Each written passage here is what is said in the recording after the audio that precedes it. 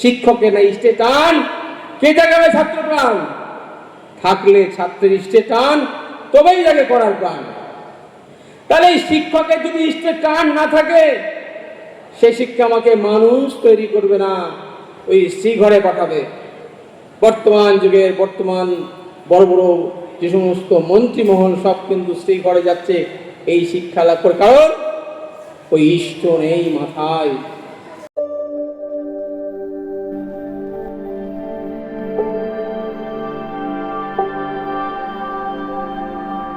বাণীর মধ্যে বলছেন, বৈশিষ্ট্য সমৃদ্ধ যাতে উন্নত ঝোঁকে পরিপুষ্ট, তাকেই বলে আদত শিক্ষা, তা বিনেও হবেই নষ্ট। তাহলে শিক্ষা বিষয়টা কি বোঝা গেল? বৈশিষ্ট্য সমৃদ্ধ, যদি আমরা যে প্রত্যেকে যে বৈশিষ্ট্য নিয়ে জন্মেছি, এই বৈশিষ্ট্য যদি আমাদের আরো বৃদ্ধিপ্রাপ্ত হয়, আরো সমৃদ্ধ হয়, উন্নত ঝোঁকে পরিপুষ্ট, অর্থাৎ আমার ঝোঁকটা থাকবে উন্নত দিকে, তাকেই বলে আদত শিক্ষা, তা বিনেও হবেই দুষ্ট। তাহলে একটা মানুষের শিক্ষা লাভ হলে কি হবে? তার বৈশিষ্ট্য সমৃদ্ধ হবে, তার ঝোঁকটা উন্নত হবে, তাকে বলা হচ্ছে শিক্ষা। আবার ঠাকুর বলছেন, ইষ্টপ্রাণ জনসেবা কর্ম সেই মননে, এই তো শিক্ষার মূল রাখিও স্মরণে। শিক্ষার মূল কি? ইষ্টপ্রাণ জনসেবা, অর্থাৎ আমি ইষ্টগত প্রাণ হব, আমি মঙ্গলগত প্রাণ হব। ইষ্ট মানে মঙ্গল, আর কি করব? জনসেবা করব। ইষ্টপ্রাণ জনসেবা কর্ম সেই মননে, অর্থাৎ আমার যে মনন সেটা এবং কর্ম ওই একই দিকে থাকবে, অর্থাৎ আমার ইষ্টপ্রাণতা এবং আমার কর্ম মনন সবই আমার উন্নত দিকে থাকবে। ইষ্টপ্রাণ জনসেবা কর্ম সেই মননে, এই তো শিক্ষার মূল রাখিও স্মরণে। তাহলে আমার শিক্ষাটা একটুখানি আভাস বুঝলাম। আচ্ছা, শিক্ষাটা কি এমনি এমনি হয়ে যাবে? হবে না, কারণ চলার সাথে বইতে ঠাকুর বলছেন যে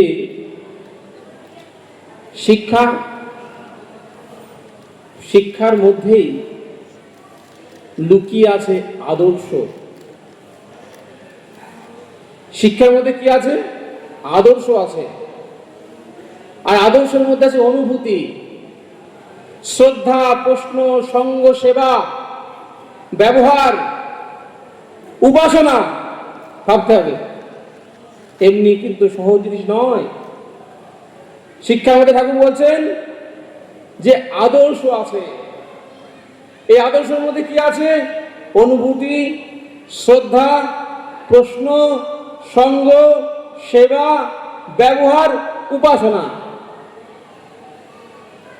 এইগুলোতে কি হবে? আমার জীবনে এগুলোকে আমি অ্যাপ্লাই করে যদি আমি আমার জীবনটাকে আলোময় করে দিতে পারি, মঙ্গলে অভিগমন করতে পারি, তবে হলো শিক্ষা। তাহলে সাহিত্যটা জিনিসটা কি? সাহিত্য বিষয়টা কি? ঠাকুর অনুশ্রুতির মধ্যে বলছেন, যা পেয়ে যার সঙ্গ করে, যা পেয়ে যার সঙ্গ করে চর্চা করে যার হিত প্রেরণায় উন্নত হয় সাহিত্য সেই সার। সাহিত্য কি? যা পেয়ে যার সঙ্গ করে, যার সঙ্গ করে কিছু পাওয়া যায়। কি পাওয়া যায়? যা পেয়ে যার সঙ্গ করে চর্চা করে যায়, তার যে কথাবার্তা, তার যে আলোচনা, তার যে জ্ঞান, এগুলো চর্চা করে কি হবে? হিত প্রেরণায়, অর্থাৎ মঙ্গল প্রেরণায় উন্নত হতে পারবো আমি। সেটাকে কি বলছেন? সাহিত্য। আমার শ্রী শ্রী ঠাকুর রামকৃষ্ণের কাছে চলে গেলেন বঙ্কিমচন্দ্র। তিনি সাহিত্য বলতে গিয়ে ঠাকুর রামকৃষ্ণ ওই বাংলা ভাষায় তাকে বুঝিয়ে দিলেন সাহিত্যটা কি। পরম প্রেমময় যুগাবতার শ্রী ঠাকুর অনুকূল চন্দ্র তার কাছে গেলেন বর্তমান যুগের কথা ও সাহিত্যিক শরৎচন্দ্র বন্দ্যোপাধ্যায় চট্টোপাধ্যায় সরি।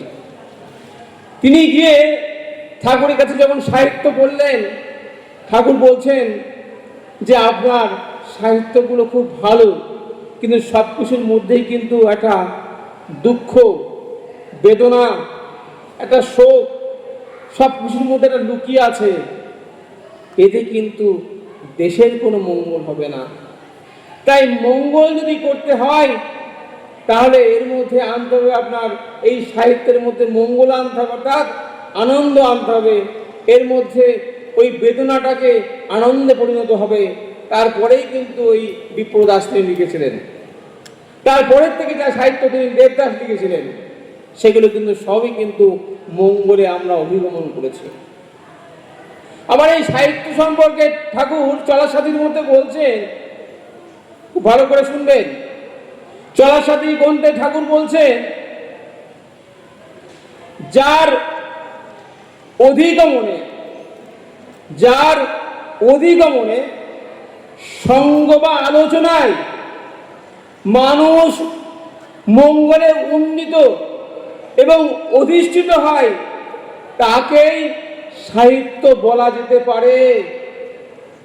এর মধ্যেই তো লুকিয়ে আছে আলো, এর মধ্যেই তো লুকিয়ে আছে আলো, এর মধ্যে লুকিয়ে আছে মঙ্গল। আজকের বিষয় কি? মঙ্গলের আলোকে শিক্ষা এবং সাহিত্য এর মধ্যে লুকিয়ে আছে। তাহলে কি বললেন সাহিত্য সম্পর্কে চলার সাথী গ্রন্থে?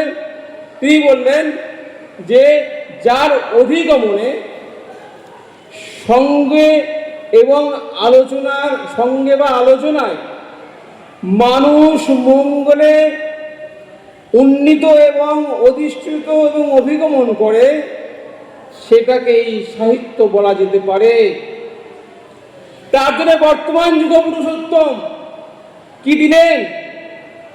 আমাদেরকে ধর্ম, কর্ম, শিক্ষা, দীক্ষা, বিবাহ, রাজনীতি সমস্ত কিছু দিয়ে আমাদের যে সাহিত্য রচনা করলেন, সেই সাহিত্য দিয়ে কি আমরা উন্নতি করতে পারছি না? সেই সাহিত্যের আলোকে আমাদের কি মঙ্গল হচ্ছে না? তার প্রত্যেকটা বাণীর মধ্যে, তার আলোচনা প্রসঙ্গে দিবরক্ষী, অনুশ্রুতি, আর্যপ্রাতিমক্ষ, ধীতি বিধানা, কৃতি বিধানা, শিক্ষা বিধানা, বিবাহ বিধানা, প্রত্যেকটা বিধানের মধ্যে দিয়ে আমাদের মঙ্গলের আলোকে আলোকিত করেছেন। তাই বর্তমান যুগ পুরুষোত্তম হচ্ছেন শ্রেষ্ঠ সাহিত্যিক, যার সাহিত্য পড়ে আমরা মঙ্গলে অভিগমন করি, সেটা হচ্ছে সাহিত্য। তাহলে আজকের যে আলোচ্য বিষয়, এবার এই শিক্ষাটাকে আমরা কিভাবে নেব, শিক্ষাটাকে কিভাবে প্রয়োগ করব,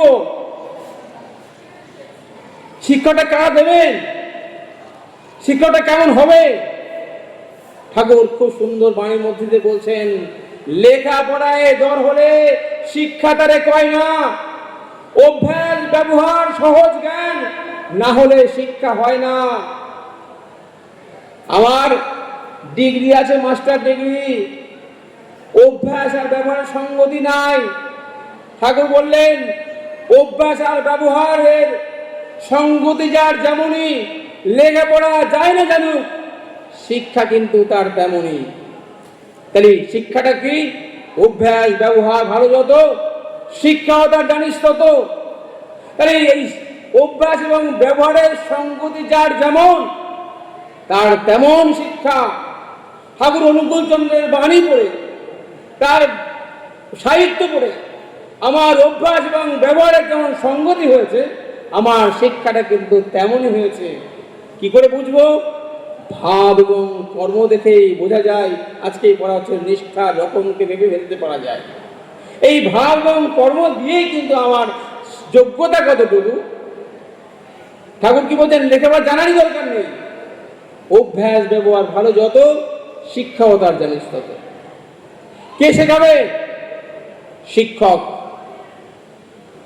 ঠাকুর কি বলছেন? দায়িত্ব ভরা যা কিছু তার, সবার সেটা শিক্ষকতা। ইষ্টনিষ্ঠ স্বভাব ছাড়া অধ্যাপনায় বর্বরতা। যত জীবনে দায়িত্ববান কাজ আছে পৃথিবীতে, সবার সেরা শিক্ষকতা। শ্রী ঠাকুর মুকুটচন্দ্র কার্টুন তো দেখি ক্ষমতা, তাই একটা বাণী কার্টুন। ক্ষমতা নেই আমাদের, কারণ ক্ষমতা নেই। শ্রী ঠাকুর মুকুটচন্দ্র বর্তমান যুগের যুগপুরুষোত্তম।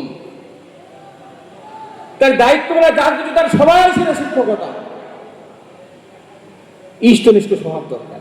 তাই ঠাকুর বলছেন, শিক্ষকের না ইষ্টে টান, কে জাগাবে ছাত্র প্রাণ। থাকলে ছাত্রের ইষ্টে টান, তবেই জাগে করার প্রাণ। তাহলে এই শিক্ষকের যদি ইষ্টে টান না থাকে, সে শিক্ষা আমাকে মানুষ তৈরি করবে না, ওই শ্রীঘরে পাঠাবে। বর্তমান যুগের বর্তমান বড় বড় যে সমস্ত মন্ত্রীমহল সব কিন্তু শ্রীঘরে যাচ্ছে এই শিক্ষা লাভ করে, কারণ ওই ইষ্ট নেই মাথায়। তাই ওই শিক্ষা লাভ করে কিন্তু হবে না। তাই কি করতে বলছেন ঠাকুর? বলছেন, শেখাবার মতো দায়িত্ব ভরা ভর দুনিয়ায় কি কাজ আছে? শিক্ষক স্বভাব বিচ্ছুরণে উপচে ওঠে ছাত্র মাঝে। তাহলে একটা ছাত্র কি শিখবে? শিক্ষকের প্রত্যেকটা স্বভাব। আমরা যখন ছোটবেলায় পড়তাম, আমাদের যিনি অ্যাকাউন্টেন্সি পড়াতেন খুব নাকে নস্যি নিতেন। আমার এক বন্ধু আমার বলছে, দিবকর নস্যি নিয়ে দেখেছি? জানান না, দেখলে কেমন হয়? ও একটুখানি বেরিয়ে কেটে নস্যি কিনে নাকে দেয়, কারণ ওই যে শিক্ষক স্বভাব, শিক্ষকদের নাকে নস্যি দেয়, ওর কিন্তু ভেতরে ইম্পার্ট হয়ে গেছে। তাই বলছেন, শেখাবার মতো দায়িত্ব ভরা ভর দুনিয়ায় কি কাজ আছে? শিক্ষক স্বভাব বিচ্ছুরণে উপচে ওঠে ছাত্র মাঝে। এই ছাত্রের মধ্যে শিক্ষকের স্বভাব দেখবেন, ছোটবেলা থেকে যে শিক্ষক বা যে শিক্ষিকা আপনাকে টিউশন পড়ায়, দেখবেন তার হাতের লেখার মতনই আপনার হাতের লেখা হয়। তার হাতের লেখা যদি সুন্দর হয়, দেখবেন আপনার হাতের লেখাটাও সুন্দর। তার হাতের লেখা যদি বাজে হয়, আপনার হাতের লেখাটা বাজে হয়। ওই শিক্ষক স্বভাব বিচ্ছুরণে উপচে ওঠে ছাত্র। এই শিক্ষক কিন্তু পিতা, এই শিক্ষক কিন্তু পাতা, এই শিক্ষক কিন্তু হোতা। আর পিতা আর পাতার মধ্যে ডিফারেন্স কি? পিতা হচ্ছে আমাদের কি চান? মঙ্গল চান। কেমন করে চান? ছলে বলে কৌশলে মঙ্গল চান। আর বিশ্বপিতা কি চান? তিনিও কিন্তু একই চান, যিনি ছলে বলে কৌশলে যেমন করে হোক সর্বভূতের কল্যাণে যত্নবান, তারই অনুসরণ করো, মঙ্গলের অধিকারী হবেই হবে। পিতাও কিন্তু তাই চাই। পাতা কি চাই? পা কথার অর্থ হচ্ছে পালন, রক্ষণ। তাহলে শিক্ষক হচ্ছে পাতা, তিনি পালনও করেন, রক্ষণও করেন। যেভাবে ছাত্রটা নিজের ছেলেটাকে যেমন করে মানুষ করতে হয়, ঠিক তেমন করে ওই ছাত্রটাকেও মানুষ করে তুলতে হয়। তাই শিক্ষক হয়তো প্রাইমারিতে আমাকে শিক্ষা দিয়েছে, তার বিদ্যা হয়তো খুব বেশি হলে মাধ্যমিক, কিন্তু তার ছাত্র কিন্তু প্রধানমন্ত্রী হয়ে যায়, তার ছাত্র একজন বড় অফিসার হয়ে যায়। এসে যখন প্রণাম করে, তার বুকটা অনেক চড়া হয়ে যায়। ওই জন্য অবদানকার ওই শিক্ষক ছোটবেলা থেকে যা শিখিয়েছেন। তাই ঠাকুর বলছেন যে শিখতে গেলে কি লাগে আমাদের?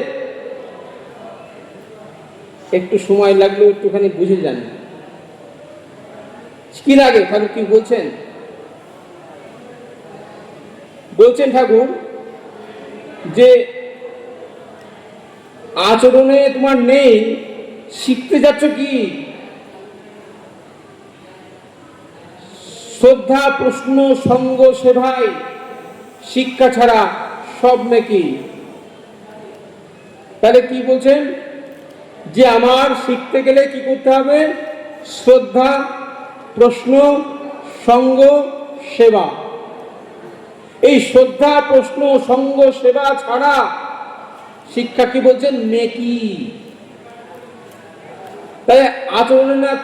আবার একটা বাণীর মধ্যে বলছেন, শিক্ষা জানিস কি? আচরণে না থাকলে শিক্ষা কথার ঝিকিমিকি। আমাদের আচরণে নেই, এই কথার ঝিকিমিকি দিয়ে কোনো কাজ হবে না। তাহলে কি দরকার? কত সুন্দর ঠাকুর বলছেন যে শিখতে গেলে কার কাছে শিখতে হবে? ঠাকুর বলছেন শিখেতে যে তার কাছেতে শেখা শরণ নেওয়াই ভালো, নইলে যে তোর বোকা সাহস ভর জীবনী ঠকে গেল। জীবনে এত ঠকা শেখাই দায়, এত ঠকে জীবনে কি পারি পাই? তাই ঠকে ঠকে ঠকে ঠকে কিন্তু শেখা যাবে না। শিখতে গেলে ওই যিনি শিখেছেন তার কাছে যেতে হবে। তাই বলছেন যে শিখেছে যে তার কাছেতে শেখার শরণ নেওয়াই ভালো, নইলে যে তোর বোকা সাহস ভর জীবনী করবে কেন? আবার বলছেন ভর জীবনী ঠকেই গেল, অনুসূচিত জাতি ভর জীবনী ঠকে গেল। তাহলে আমার জীবনটা ঠকে যাবে, তাই জন্যে ওই যিনি শিখেছেন তার কাছে শিখলে আর ঠকতে হবে না বেশি। তাহলে আমাকে এইভাবে শিখতে হবে।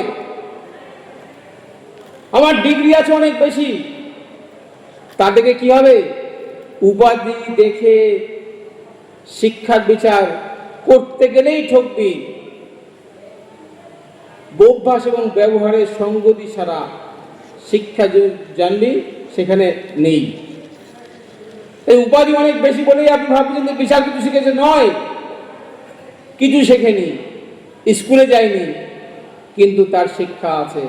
শ্রদ্ধানাং লভ্যতে জ্ঞানম। তাহলে এর জন্য কি দরকার? ওই যে ঠাকুর বলছেন শ্রদ্ধা প্রশ্ন সঙ্গ সেবা। কিছু জ্ঞান লাভ করতে গেলে শ্রদ্ধা দরকার। বিদ্যা দদাতে বিনয়ম। বিদ্যা কি করে? আমাদেরকে বিনয়ী করে তোলে। আমরা নত হয়ে চলবো। যে যত নত হতে পেরেছি ওই উৎসের কাছে, তত আমরা উন্নতি লাভ করেছি। একটা মানুষের উন্নতি কিভাবে লক্ষ্য করব? একটা মানুষের উন্নতি কিভাবে বিচার করব? কে আমরা কতটা ওই উৎসের বা উৎকৃষ্টের প্রতি আমরা নত হতে পেরেছি, তার উপরে আমার নির্ভর করবে আমার উন্নতি। তাই ঠাকুরের কাছে ঠাকুর বললেন একবার পঞ্চানন্দাকে ডেকে, পঞ্চানন্দা এই বুড়িদের একটু পড়াবার পড়েন, অর্থাৎ রাত্রিবেলা ছাড়া তাদের সময় নেই, এদেরকে বই পড়াতে হবে। কেন? ঠাকুর অনুকূলচন্দ্র যে শিক্ষার প্রচলন করলেন, তিনি বললেন 12 বছরে প্রথম ভর্তি করতে হবে স্কুলে, আর 15 বছরে তো 3 বছরে ম্যাট্রিক পাস করতে হবে। পুরুষোত্তম শ্রী ঠাকুর অনুকূলচন্দ্র কিন্তু বলে খালাস হয়নি, তিনি তার জীবনে আচরণ করে দেখিয়ে দিয়েছেন 3 বছরে ম্যাট্রিক পাস করা যায়। 60 বছরের বুড়ি, তাকে দিয়ে ম্যাট্রিক পাস করাবে শিক্ষক পঞ্চানন সরকার। ঠাকুর বাণীর মধ্যে দিয়ে বলছেন ঝোঁক না বুঝে শিক্ষা দিলে পদে পদে কুফল মেলে।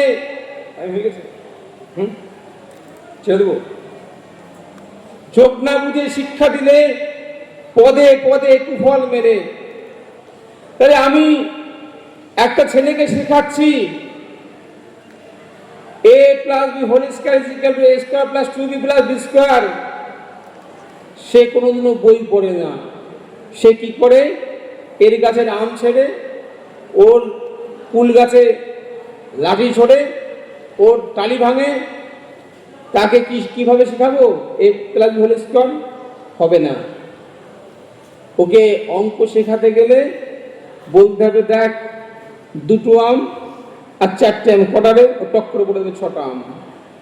যে গুলি খেলে তারা যদি বলা হয় 4টে আর 5টা কটারে, ও টক করে বলে দেবে 9টা আম।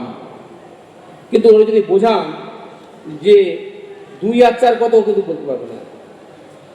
ঝোঁক না বুঝে শিক্ষা দিলে পদে পদে কুফল মেলে। তো পঞ্চানন সরকারকে দায়িত্ব দিয়েছেন ওই 60 বছরের বুড়িদের পড়াশুনো করবার। তো পঞ্চানন সরকার শেখাচ্ছেন, আর শেখাতে শেখাতে বেঁচে গেছে কোথায়? লম্ব। পঞ্চানন সরকার শেখাচ্ছেন একটি সরলরেখার উপরে যখন আরেকটি সরলরেখা দণ্ডায়মান হয় এবং সমকোণ তৈরি হয়, তখন তাকে বলা হয় লম্ব। বুড়ির মাথায় মোটে ঢুকছে না। ঠাকুরের কাছে এসে বলছেন ঠাকুর, এই বুড়ো বয়সে আপনি বলছেন ম্যাট্রিক পাস করতে, আপনার এই পঞ্চানন মাস্টার আমার কি শেখাচ্ছে আমি কিছু বুঝতে পারছি না। বলে কি শেখাচ্ছে রে? বলছে লম্ব। তুই বুঝবার পারিসনি? বলছেন না ঠাকুর, আমার বহুবার চেষ্টা করেছে, আমি লম্ব বুঝবার পারিনি। ঠাকুর বললেন এই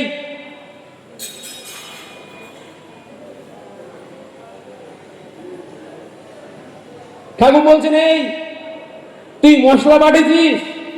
বলে হ্যাঁ ঠাকুর বাটেছি। বলছে মশলা বাটতে কি কি লাগে রে? বলছে মশলা বাটতে তো শিল আর নোড়া লাগে, আর কি লাগে রে? বলছে যে মশলা বাটবো সেই মশলা লাগে। আর কি লাগে রে? বলছে আর একটু জল লাগে। আর কি লাগে রে? বলছে একটা বাটি লাগে। আর কি লাগে রে? বলছি ওই মশলাটা কাটবার জন্যে একটা কিছু লাগে, শক্ত কিছু লাগে। তা বলছে তুই পারিস? বলে ঠাকুর বেটে বেটে চুল পেকে গেল আমার। যা কি বাটবি? যা একটু জিরে নিয়ে আয়। তা জিরে নিয়ে এসছে, শিল নিয়ে এসছে, নোড়া নিয়ে এসছে, জল নিয়ে এসছে, কাটবার জিনিস নিয়ে এসছে। বলছে বেটে ফেলা। তা ওই বুড়ি 60 বছরের বুড়ি ওই শিলের উপরে ওই জিরে নিয়ে বাটনা বাটছেন। আর বাটতে বাটতেই মায়েরা ভালো করে জানে একটুখানি কাঁদতে হয় না সোজা করে। ঠাকুর দাঁড়া দাঁড়া দাঁড়া, ওই যে একটা শিল যে এতক্ষণ বাড়ছিলি ওটা একটা সরলরেখা, বুঝবার পারিছিস? বলে হ্যাঁ পারিছি। এই যে শিলের উপরে এই যে নোড়াটা দাঁড় করে রাখিছিস এটা একটা সরলরেখা, বুঝবার পারিছি? বলে হ্যাঁ পারিছি। তাহলে এই শিলের একটা সরলরেখার উপরে আরেকটি সরলরেখাটা যদি দণ্ডায়মান হয় এবং সমকোণ তৈরি হয় তাহলে হয় কি লম্ব। তা বুঝতে পারছিস এই শিল একটা সরলরেখা আর নোড়া একটা সরলরেখা, তাহলে একটি সরলরেখার উপর আরেকটি সরলরেখা দণ্ডায়মান হলো। হ্যাঁ ঠাকুর আমি তো খুব ভালো বুঝবার পারিলাম। বুঝতে পারিছিস? হ্যাঁ ঠাকুর বুঝতে পারিছি। পঞ্চানন্দাকে দেখে বলছেন পঞ্চানন্দা ও বুড়ি কি কয়, আপনি কি লম্ব বুঝবার পারিছেন? পঞ্চানন সরকার টিপি এনে মাথা চুলকাচ্ছেন, আমি এখনো লম্ব বুঝিনি। তাই বুঝতে গেলে ওই পরম দয়াল শ্রী ঠাকুর মুকুটচন্দ্রের কাছে যেতে হবে। শিক্ষা, সাহিত্য, বিজ্ঞান, দর্শন যা কিছু জান ওই একমাত্র সমস্ত কিছুর অধিকারী। তিনি বিজ্ঞানের সৃষ্টিকর্তা, তিনি সাহিত্যের সৃষ্টিকর্তা, তিনি সঙ্গীতের সৃষ্টিকর্তা, কিসের নয় সব কিছুই। তাই আমাদের প্রত্যেকেরই তার যে বাণীগুলো আছে, তার যে বিধানগুলো আছে, এই বিষয়ের উপরে বলতে গেলে অনেক সময় লাগবে। অনেক বাণী এখনো ঠাকুরের আছে শিক্ষার উপরে, খুব সুন্দর সুন্দর বাণী। সেই বাণীগুলো আমাদের বুঝতে হবে। শিক্ষা কী, সাহিত্য কী। আমাদের টাইম হচ্ছে 15 মিনিট, তাই আমার সময় উত্তীর্ণ হয়ে গেছে। তাই আমি আর আপনাদের পিঠের ব্যথা, কোমরের ব্যথা, হাঁটুর ব্যথা আর বেশি দেব না। আপনারা সবাই ভালো থাকুন। আপনাদের পিঠের ব্যথা, কোমরের ব্যথা, মাজার ব্যথা আর হাঁটুর ব্যথা কমে যাক। পরম পিতার কাছে এই প্রার্থনা করি যাতে আপনারা ঘন্টার পর ঘন্টা এখানে বসে এই পরম দয়ালের কথা শুনতে পারেন, এই প্রার্থনা করি। আর মাইকের শব্দ যদি ভেসে যাচ্ছে প্রত্যেকেরই আমি পরম পিতার আদর্শনে প্রার্থনা জানাই আপনারা প্রত্যেকেই শুভে সুন্দর, ইষ্টময়, নীরব এবং অমৃতময় জীবনের অধিকারী হয়ে উঠুন। এই বলে আমার কথা শেষ করলাম। জয় গুরু, বন্দে পুরুষোত্তম।